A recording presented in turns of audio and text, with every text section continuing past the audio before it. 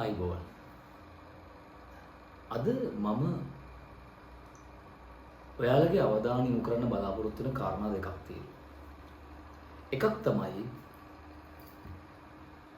අපිට පළවෙනියෙන්ම ගහන්නේ අපි වැඩියෙන්ම උදව් කරපු, ගොඩ යන්න උදව් කරපු, ළඟම ඉන්න ඒව.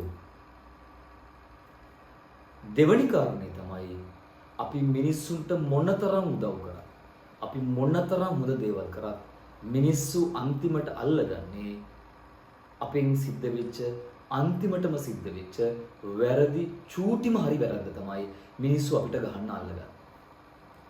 මම පොයි Facebook එකේ එහෙම නිතර දකින්නවා. අලුත් පරම්පරාවේ තරුණයෝ බොහෝ විට කියනවා පුතා අපි උදව් කරපෙවුන් තමයි අපිට මුලින්ම ගහන්නේ. නැත්නම් අපි ගොඩ යන්න උදව් කරපෙවුන් අපිට මුලින්ම ගහන්නේ. අපිට කෙලවනවා. අපිට කෙලෙව්වේ අපි ළඟින්ම හිටපෙවුන් කියන එක. ඇත්ත පුතා.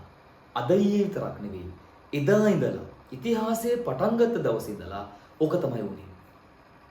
හරිද? මම උදාහරණ කීපයක් කියන්නම්. හිත රිදව ගන්න එපා.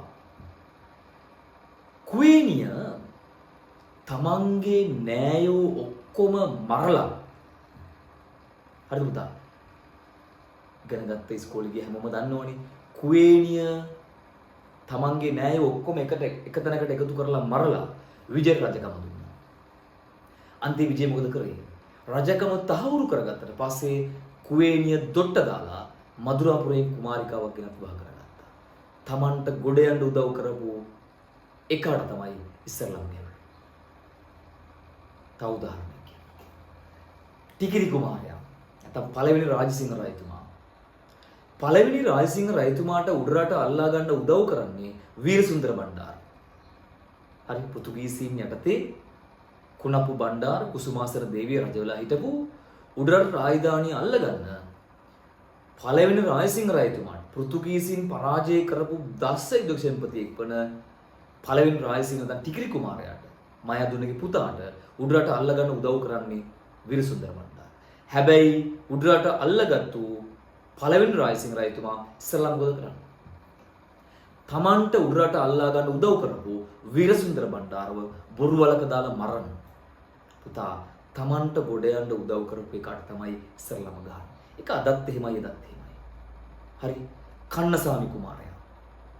කන්නසාමි කුමාරයාට රජ වෙන්න උදව් කරන්න පිළිමතලව්වේ. කන්නසාමි කුමාරයාව පළවෙනි රාජසිංහ කියලා රජ කරවන්නේ පිළිමතලව්වේ. ඒකේ පොඩි පොඩි යටි උගුල් තියෙන නමුත් ඇත්ත කතන්දරය ඒක.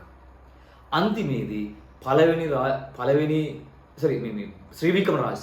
ශ්‍රී වික්‍රම රාජසිංහ නමින් රජ කරපු කන්නසාමි කුමාරයා රජ කරන්නේ පිළිමතලවේ මහාධිකාරම්. හැබැයි පළවෙනි ශ්‍රී වික්‍රම රාජසිංහ රජතුමා ඉස්සෙල්ලා මොකද කරන්නේ? පිළිමතලවගේ හිසට සමාරා දානවා. ඒතකොට රජ වෙන්න උදව් කරව පිළිමතලවගේ ශ්‍රී වික්‍රම රාජසිංහ රජතුමා විසින් මරලා දැම්මා. ඒක තමයි ඇත්ත කතාව. ඒ කියන්නේ තමන්ට ගොඩ යන්න උදව් කරපු එකාට ඉස්සරලාම කෙලිනවා. ඒක අපේ සංස්කෘතියේ අපේ උරුමේ අපේ අතීතයේ ඉඳලා එන දෙයක්. සම්බල දුක් වෙන්න එපා. උඹලා ගොඩ යන්න කාට හරි උදව් කරලා පස්සේ ඉස්සරලාම ඌ ගොඩ ගිය ගමන් උඹලට නම් කෙලියේ. එහෙනම් ඒ තමයි සිංහල ජාතිය පුතා. අනිත් වැදගත් කාරණේ තමයි අපි මිනිස්සුන්ට රටට ජාතියට මොනතරම් හොඳ දේවල් කරා. හරිද? අපි පණ දාගෙන මොනතරම් හොඳ දේවල් කරත් මිනිස්සු මතක තියාගන්නේ අන්තිමටම අපි කරපු පුංචි වැරද්ද අල්ලගෙන තමයි අපිට ගහන්නේ. අපිව නැති කරන්නේ. අපි කොච්චර සේවාවක් කරත් අපි සේවාවන් 99ක් කරත් අපේ අතින් සිදුවෙන පුංචි 100ට 1 අල්ලගෙන තමයි අපිට ගහන්නේ. හරිද? ඒකට ඉතිහාසයේ ඕන තරම් උදාහරණ තියෙනවා. හරිද? ඒකට ඉතිහාසයේ ඕන තරම් උදාහරණ තියෙනවා. අපි ගත්තොත් පළවෙනි රාජසිංහ රජතුමාම ටිකිරි කුමාරයා මුල්ලේරියාව සරණින් පෘතුගීසීන් අන්ත පරාජයට පත් කරනවා. යුරෝපා ජාතියක් පෙරදිග රටකදී ලැබූ දරුණුම පරාජය තමයි මුල්ලේරියාව සරණ. පෘතුගීසි සෙබළුන් 1600ක් විතර මුල්ලේරියාව සරණින් මරා දමනවා. කවිත් ලියනවා. හරිද? කවිත් ලියනවා පළවෙනි රාජසිංහ රජතුමාට ටිකිරි කුමාරයා ගැන. හැබැයි ටිකිරි කුමාරයාව නැත්තම් පළවෙනි රාජසිංහ රජතුමාව ඝාතනය කරන්නේ ඔහු ළඟින් හිටපු කෙනෙක්. හරිද? උඩරට ආක්‍රමණය කරන්න ගිහිල්ලා පෙරදිලා ආපහු එනකොට පෙතන්ගොඩ උයනේදී එතුමා සැතපෙනවා වෙහෙස නිසා. ඒ වෙලාවේ එතුමාගේ මිරිවැඩි සංගල හංගලා එතුමාගේ කකුල් වල උණකටු අන්නලා ඉතා සැලසුම් සහගත විදියට එතුමාව ඝාතනය කරන්නේ එතුමා ළඟින් හිටපෙවෝ. අපි කොච්චර හොඳ දේවල් කරත් අන්තිමේ තුන්වචරයි. හරිද?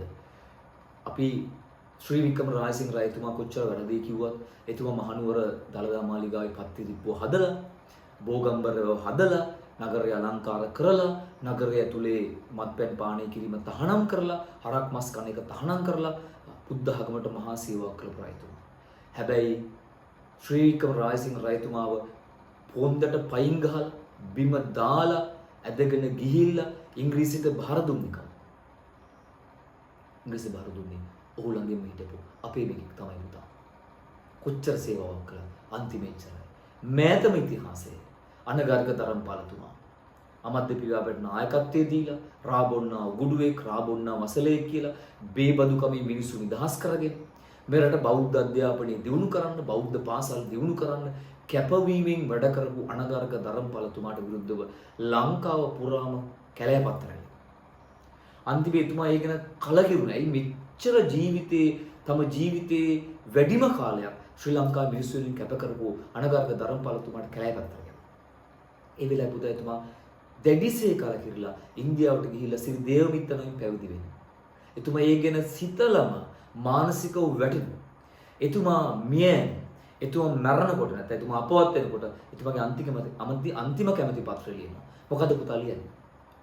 මාගේ හිසවත් ලංකාව දෙසට හරවා වල නොතබන්න මාගේ ඔළුවවත් ලංකාව පැත්තට හරවල වල දාන්න එපා. තේරුණාද පුතා? ඉතිහාසෙත් ඔහොම තමයි. එක අපිට ඉස්සරලාම කෙලින්නේ නැත්නම් අපිට ඉස්සරලාම ගහන්නේ අපිට ඉස්සරලාම ෂොට් එක දෙන්නේ අපි ගොඩ යන්න උදව් කරපෙවු. ගොඩ ගියපු ගමන් ඉස්සරලාම කරන අපිට ගහන එක. දෙක අපි මොන දේ කරත් ජීවිතේ මොන කැපකිරීම කරත් මොන හොඳ වැඩේ කරත් මිනිස්සු අන්තිමට මතක තියාගන්නේ අපි අතින් සිද්ධ වෙච්ච පුංචි වැරද්ද. අන්න ඒක අල්ලගෙන මිනිස්සු අපිට ගහනවා. ඔක තමයි ඇත්ත. ඔන්න ඔය යථාර්ථයේ තේරුම් ගත්තු පුතා එදත් එහෙමයි අදත් එහෙමයි. මිනිස්සු කිව්වට එදා හොඳයි අද නරකයි කියලා නෑ. එදත් එහෙමයි අදත් එහෙමයි. අන්න යථාර්ථයේ තේරුම් ගනින් උඹටයි මටයි අපි හැමෝටම මේ සමාජයේ සතුටින් ජීවත් වෙන්න පුළුවන් අන්න එදාට.